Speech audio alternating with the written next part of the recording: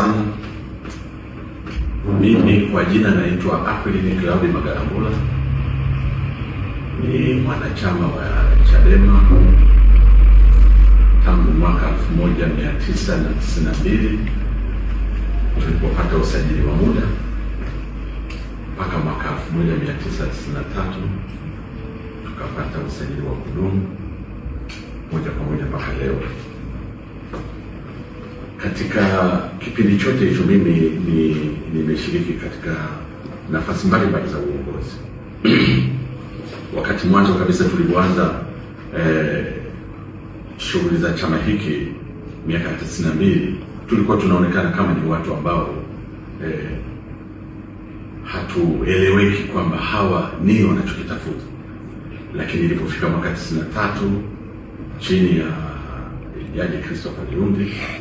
akatusajili, tukawa ni chama cha kudumu ndani ya nchi na tukaanza kuendesha shughuli za siasa mpaka leo Chadema ilipofikia. Nilikuwa ni mjumbe wa kamati tendaji ya mkoa wa Morogoro, ambapo ndiko nilipojiunga na chama nikiwa ni mwasisi wa chama hiki ndani ya mkoa wa Morogoro. Nilikuwa na wenzangu wawili watatu, lakini bahati mbaya wenzangu wako mbele za haki. Pia baada ya kuwa mjumbe wa kamati tendaji ya mkoa wa Morogoro, baadaye nikaingia katika nafasi ya wenzangu, baada ya kuniamini nikawa katibu wa mkoa wa Morogoro, nafasi ambayo nilitumikia katika vipindi vitatu mfululizo kwa maana ya miaka 15. Baada ya hapo nikawa ni mtu tu wa kupumzika kwa miaka 5 nikishauri hili na lile kwa sababu ya uzoefu wangu, lakini baadaye nikarudi tena nikawa ni mwenyekiti wa baraza la wazee mkoa wa Morogoro, nafasi ambayo nilihudumu kwa muda wa miaka 10, ambayo mpaka mwaka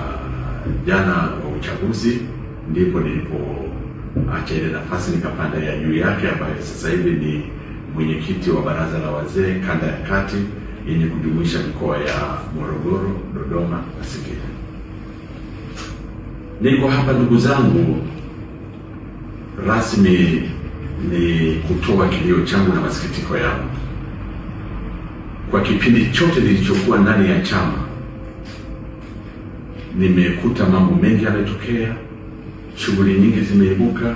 na kwa sababu tunahusika binadamu wenye tabia tofauti, mengi yametokea, lakini haya yaliyoibuka sasa hivi naona yamepitiliza kiasi ambacho nashindwa kuelewa nini hatima ya huko tunakoelekea kama chama.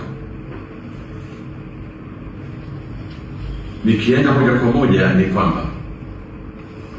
juzi hapa kumefanyika kikao cha kamati kuu, ifanyika Kigoma, lakini tukitegemea pengine kama tunaweza tukapata taarifa kutokana na majumuisho au makubaliano waliokubaliana wajumbe wa kamati kuu, lakini tukaanza kusikia minong'ono ikaanza kusemekana kwamba